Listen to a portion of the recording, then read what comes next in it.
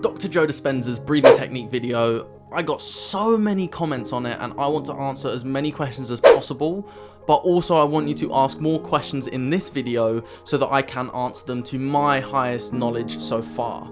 I obviously am not Dr. Joe Dispenza. I would love to be because the man is incredible, but I am not. I am Max Hindle and I am amazing. That's what you should be saying about yourself. But any questions that you do have, make sure you ask them in this video as well, just so I can answer them all. And I said I would get around to this a while ago and I never did, but here I am, and better late than never, let's say. So I've got a bunch of questions here that I'm going to answer for you to help you out. So make sure you stay to the end because some of the questions that you may already have been answered, but if it hasn't, drop it in the comments. So the first question here, how long can we hold the breath while squeezing? So the goal with holding the breath is as long as possible. There's not like a set time, and I suppose the more you do it, the better you get at it. It's just like running. The more you run, the longer you're going to be able to run for. You may initially do this, and if you've done any of his guided meditations, specifically with the breathing, he will tell you to hold your breath and hold it and hold it, and it feels difficult. It's difficult, and you just want to explode, and then you release.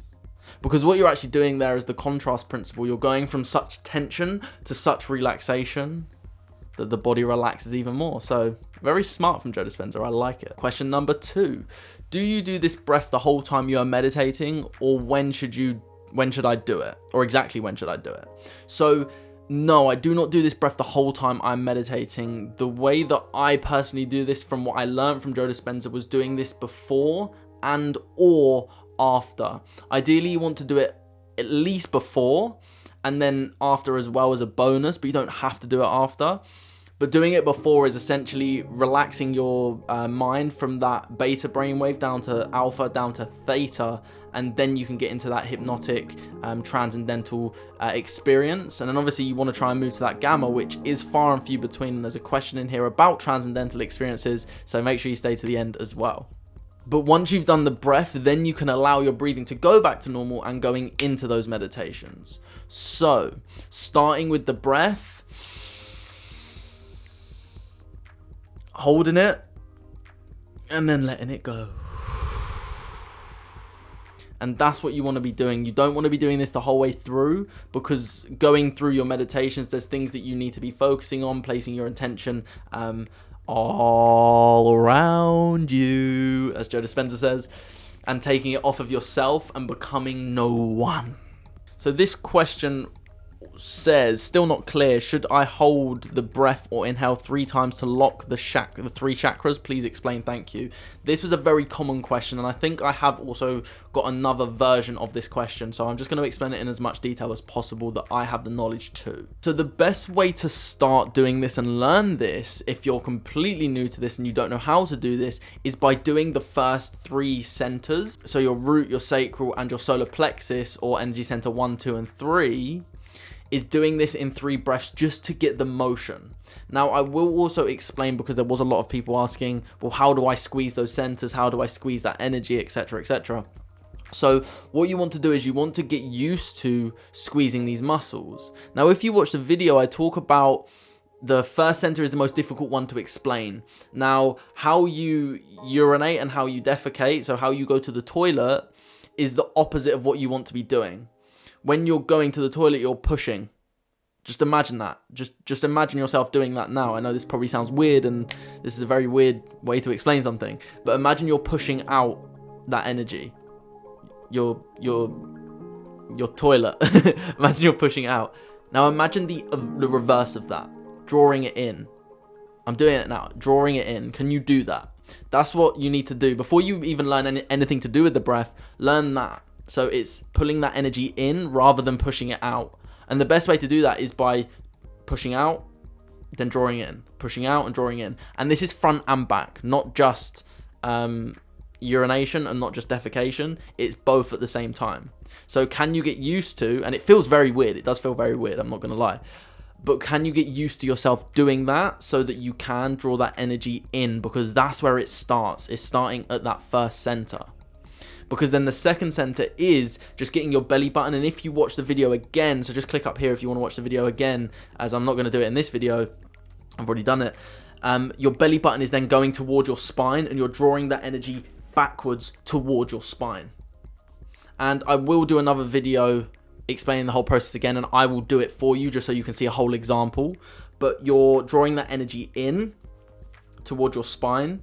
So then once you get to the third center, is you're locking in that upper abdomen, and that just means just tensing it up and feeling that center there. So you're going in with the first center, belly button goes towards your spine, and then you're locking in, and it's like you're tensing the whole lower half. Now these are the only 3 muscles you do need to tense, as the rest of it is just following the breath up. So in, and then you're locking that, and then you're following the breath the rest of the way up, if that makes sense. So the whole process and the whole answer to that question really is you lock in the first 3 centers, and then you just follow your breath up, just like your breath is going up your spine. That's the simplest way I can explain it. I'm going to try and keep this terminology very simple, just so that it makes sense, because even some of the terminology that Joe Dispenza uses doesn't make sense to me. So I'm going to try and simplify it, because it makes sense for me, and then it will make sense. If it makes sense for me, it can make sense for everyone. That's my motto. So the next question is, how many rounds of breath do you typically do? Now, if you listen to any Joe Dispenza's guided meditations, he will talk about, or he will say to do this for, I believe, anywhere between 5 and 10. I personally do between 5 and 10, depending on just how I'm feeling. There's no one right way to do anything in life. That's what I personally believe. And this is what I found out is 5 and 10 is sort of that sweet spot, but there's nothing to say you can't do more. Breathing techniques in general are very good for you anyway. So from my current knowledge, and do not take this for gospel, from my current knowledge, please do your own research with this, but I believe that any breathing exercise you can just do as long as you want, as many times, and you're going to get great benefits. I'm sure there's a cap on it, as many times as you can do it. But I would say between 5 and 10 is to draw that energy, because what you're doing is you're creating energy before you actually go into the meditation. This isn't the mystical part unless you do this at the end as well. And I know Joe Dispenza speaks about this, doing it at the start and then doing it at the end, and then laying down into the place where you just go and have that transcendental moment. What I've noticed is you don't even necessarily have to do specifically Joe Dispenza's meditation. This is from my research and what I've done with myself. Is I've just done a meditation for a very long time, then done something like the Wim Hof breathing. And if you want to watch the Wim Hof breathing, check this video up here, because I made a whole demonstration on this. And I did that, and I effectively had that transcendental moment without having to do breathing that energy in. Now, I do think that that also depends on how aligned your energy centers are in general anyway. So yeah, from there, in order to answer that question, is I would say between 5 and 10. But feel free to do some trial and error and see what works best for you, because what works best for me won't necessarily work best for everyone, as we're all different and we're all unique. Okay, so this question I kept seeing a lot. So what to do after locking in the third center? Do you keep breathing all the while bringing your awareness to energy moving to higher centers, or you hold your breath after the third center? Perfect. This question, so I kind of answered this in the last question as well. What you want to do is you want to lock in 1, 2, and 3. So first set of muscles is, as I said, front and back, urination, defecation. Then you want to bring that belly button in. Then you want to lock in your third center, which is just effectively just the way that I do it, is tensing up the upper abdomen. So as I said, I will do a full explanation, and I will sort of talk you through exactly what I'm doing in that process as well, just so that you can understand it. But you want this whole thing to be one slow inhale. So starting from those first 3 energy centers, this may be a bit difficult at the start because you have to get those muscles moving first. And when I first started doing this, it was the weirdest feeling. I could not do it as one process, but now because I've done it so many times, I can do it as a process. So it's breathing in that energy and following it up. Now, you want to do it a bit slower than that, but I'm just trying to do it for ease sake, just to show you what I'm doing. Is I'm locking in 1, 2, and 3, and I'm just following, just like I said, just the breath up my spine. That's the way I'm feeling it, and I'm locking it in, so to my heart, to my throat, to my third eye, to my crown, or 4, 5, 6, and 7. That's the other way to explain it. And by the way, guys, I appreciated all the kind comments. There were so many kind comments about how it's really helped you, and that's what I want to do with this channel. I really want to help as many people as possible. So thank you for all your kind comments. I really, really, really do appreciate it. And you're amazing, guys. So question, do you incorporate this breathing technique into all of your meditations? That will be the breath of choice for you. How long do you practice it for? Okay, so 3 questions there. Do I incorporate this into all my meditations? Not all of them, but most of them. And if I do it, it will always be at the start. That's when I personally do it.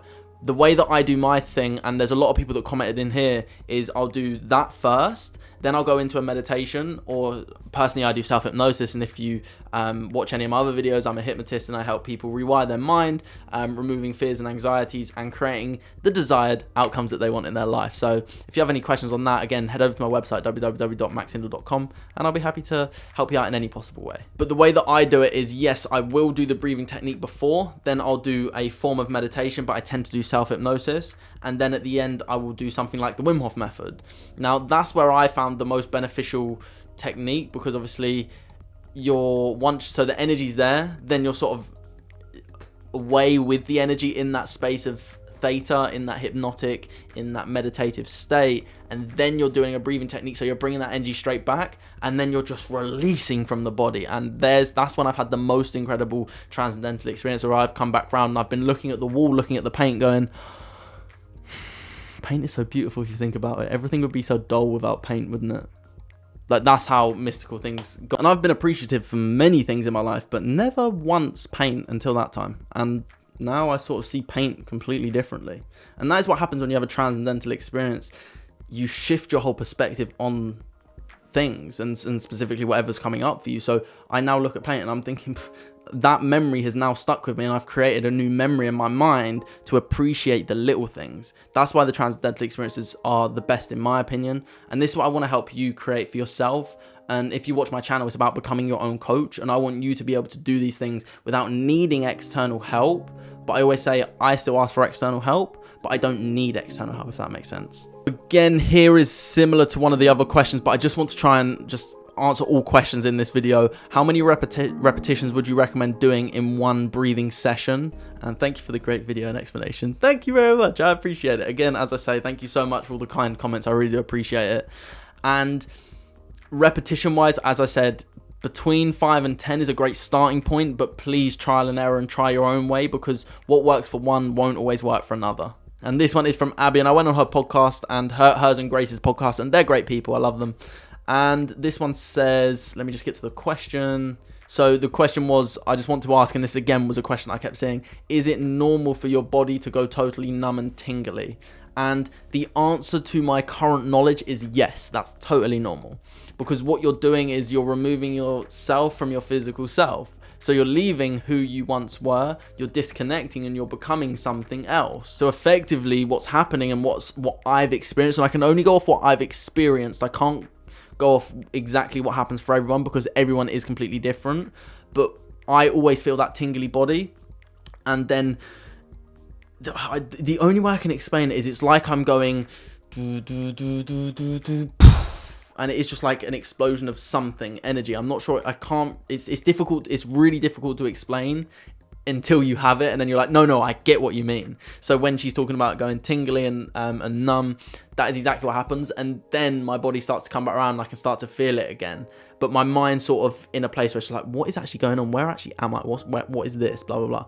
And that's incredible. I love those experiences. They are amazing. And I haven't had loads. I've had quite a few, and I'm going to do some more because it's fun.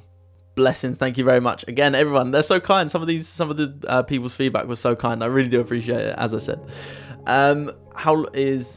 So her question is, do we hold the breath we have pulled up through the chakras until we can't breathe anymore?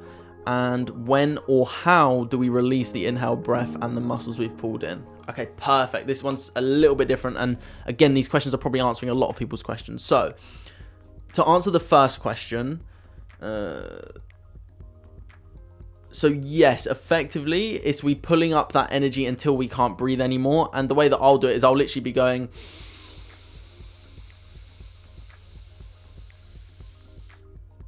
and it is difficult because, like I said, that contrast principle sets in. And to release it is just release. Like, there's no technique to release it, just let go. Just like you're holding onto a glass, just let go. So just let go of the muscles, just release, just let go of that breath. But the way that I've done it is, as I said, the more you do it, the easier it will be for you to do a slower inhale. But yes, effectively until you can't inhale anymore, and then holding it for as long as possible. And when I've listened to Joe Dispenza's guided meditations, he's been saying hold it, and I'm literally to the point of I can't anymore, and I've just let go. But you want to hold it as long as you can. So obviously the goal is to do this for as long as possible, and as I said, the more you do it, the longer you will be able to do it as well. So this question here, I'm curious, are we meant to, again, very kind message, but I'm curious though, are you meant to do this breath multiple times in a row? And the answer is yes. As I said, 5 to 10 breaths is the optimum, my opinion, for me, but please do trial and error with this as well. So this question here says, could you do a short video showing how you sustain the breathing over a few minutes? I'm having trouble finding rhythm, and I'd like to see how you do it so I can emulate it. So yes, I will do that. So make sure you turn on my notifications, because I will post a video in the next few days after this video explaining the exact process, and I will do a demonstration just so I can give you as much information on this as possible, because when you learn, it fills me with joy. If you've got any other questions, make sure you leave in the comments, and I will do some more question and answers with this specific topic, because this one always gets so many questions, and it's starting to get to the point where I've just replied to so many, and some people don't see the replies, so they ask the same question. So if I can just make a video, it'll be so much easier. But other than that, subscribe.